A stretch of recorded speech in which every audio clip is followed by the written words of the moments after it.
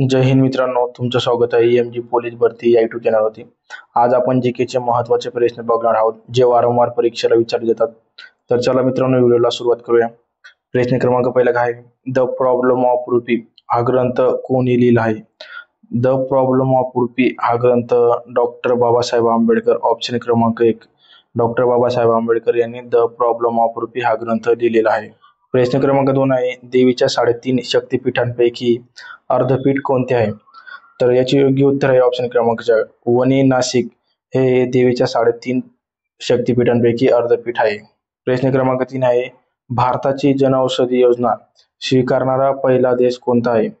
तर भारताची जनऔषधी स्वीकारणारा पहिला देश आहे ऑप्शन क्रमांक 3, मॉरिशस हा भारताची जनऔषधी स्वीकारणारा पहिला देश आहे।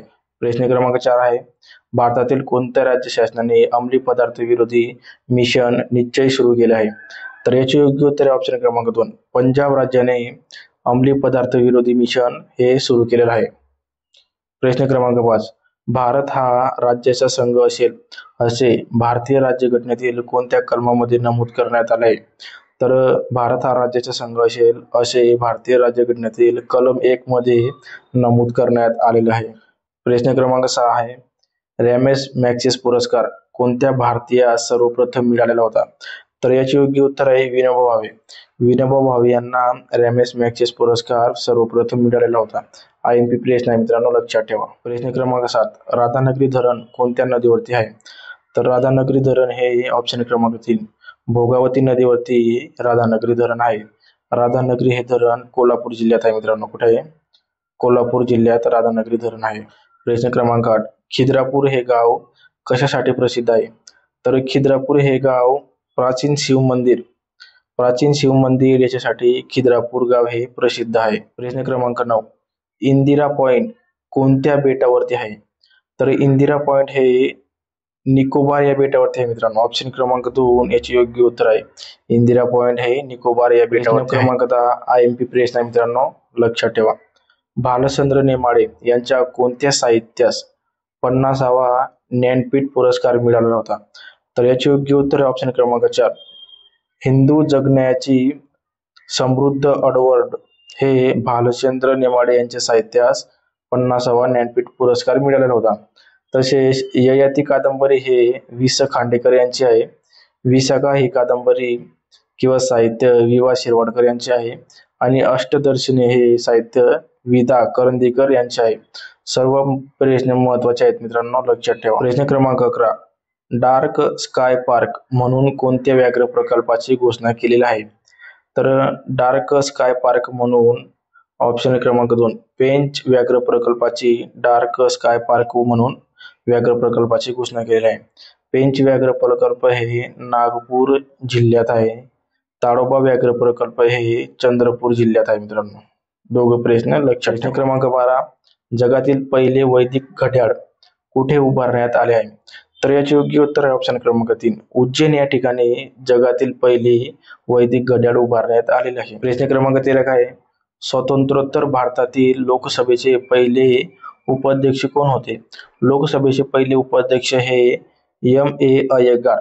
काय? M.A. अय्यगार। ऑप्शन क्रमांक 3, M.A. अय्यगार हे लोकसभेचे पहिले उपाध्यक्ष होते। प्रश्न क्रमांक 14 काय आहे, खालीलपैकी कोणत्या राज्यात विधान परिषद नाही? तर याचे योग्य उत्तर आहे ऑप्शन क्रमांक 3, गोवा या राज्यात विधान परिषद नाही। तुम्ही मला फक्त कमेंट मध्ये सांगायचं आहे, भारतातील किती राज्यात विधान परिषद आहेत?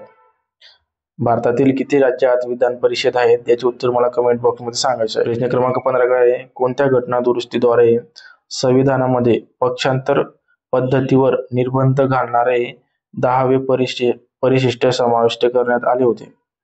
तर याचे योग्य उत्तर आहे ऑप्शन क्रमांक 4, 52वी घटना दुरुस्तीद्वारे संविधानामध्ये पक्षांतर पद्धतीवर 10वे परिशिष्ट समाविष्ट करण्यात आलेले होते। प्रश्न क्रमांक 16 IMP प्रश्न आहे, कुपरच्या पेशी टिंबटिंब यामध्ये आढळतात। तर कुपरच्या ज्या पेशी आहेत ते ऑप्शन क्रमांक 1, यकृत्वामध्ये कुपरच्या पेशी आढळतात। क्रमांक 17 काय आहे, आकाशातील इंद्रधनुष्य कशामुळे तयार होतो?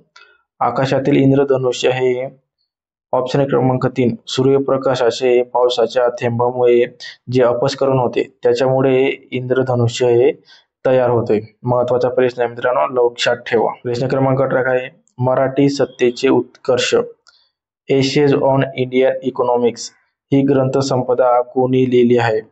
तर याचे योग्य उत्तर आहे ऑप्शन क्रमांक 3, महादेव गोविंद रानडे यांनी मराठी सत्तेचा उदय, इथं टायपिंग मिस्टेक आहे वाटतं, मराठी सत्तेचा उदय हे पुस्तक व एसेज ऑन इंडियन इकॉनॉमी हे ग्रंथसंपदा लिहिलेलं आहे. कोणाच्या आहेत मग? महादेव गोविंद रानडे यांच्या. क्रमांक 19 काय आहे? महाराष्ट्र पशु व मत्स्य विज्ञान विद्यापीठ कोठे आहे? तर याचे योग्य उत्तर आहे ऑप्शन क्रमांक 4, नागपूर शहरात महाराष्ट्र पशु व मत्स्य विज्ञान विद्यापीठ आहे. प्रश्न क्रमांक 20 काय आहे? हनुमंत घाट टिंबटिंबच्या मध्ये आहे. तर हनुमंत घाट हे ऑप्शन क्रमांक 3, कोल्हापूर ते कुडाळ या दरम्यान हनुमंत घाट आहे. महत्वाचा प्रश्न मित्रांनो, लक्षात ठेवा. प्रश्न क्रमांक 21 काय आहे? भारताच्या पहिल्या महिला राष्ट्रपती टिंबटिंबे आहेत. तर भारताच्या पहिल्या महिला राष्ट्रपती हे ऑप्शन क्रमांक 4, प्रतिभाताई पाटील हे भारताच्या पहिल्या महिला राष्ट्रपती आहेत. व्हिडिओ आवडत असेल मित्रांनो, व्हिडिओला लाईक नक्की करा, चॅनलला सबस्क्राईब नक्की करा, कारण की अशाच प्रकारचे व्हिडिओ आपल्या युट्यूब चॅनलवरती अपलोड केले जातात. 22 काय आहे? राष्ट्रपतीला पदाची शपथ कोण देतो? तर राष्ट्रपतीला पदाची शपथ हे ऑप्शन क्रमांक 3, सरन्यायाधीश हे राष्ट्रपतींना पदाची शपथ देतात. प्रश्न क्रमांक 23 IMP प्रश्न आहे मित्रांनो. भारतीय राज्यघटनेत उद्देश पत्रिका ही कल्पना कोणत्या देशाच्या राज्यघटनेवरून घेण्यात आलेली आहे? तर उद्देश पत्रिका ही ऑप्शन क्रमांक 2, अमेरिका या देशावरून भारतीय राज्यघटनेत उद्देश पत्रिका ही घेण्यात आलेली आहे. प्रश्न क्रमांक 24 काय? महर्षी कर्वे यांनी टिंबटिंब येथील विधवा विवाहाशी लग्न केलेला होता. तर याचे योग्य उत्तर आहे शारदा सदन या ठिकाणातील महिलेशी महर्षी कर्वे यांनी विवाह केलेला होता. महत्वाचा प्रश्न आहे, IMP प्रश्न आहे मित्रांनो, वारंवार विचारला जातो. प्रश्न क्रमांक 25 काय आहे? पुणे शहरात टिंबटिंब या संस्था आहेत. तर याचे योग्य उत्तर आहे ऑप्शन क्रमांक 4, वरीलपैकी सर्व. कोणते कोणते? राष्ट्रीय संरक्षण प्रबोधिनी, सैनिकी अभियांत्रिकी कॉलेज आणि ऑप्शन क्रमांक 3, सैनिकी वैद्यकीय महाविद्यालय. हे तिघच्या तिघ पुणे शहरात संस्था आहेत.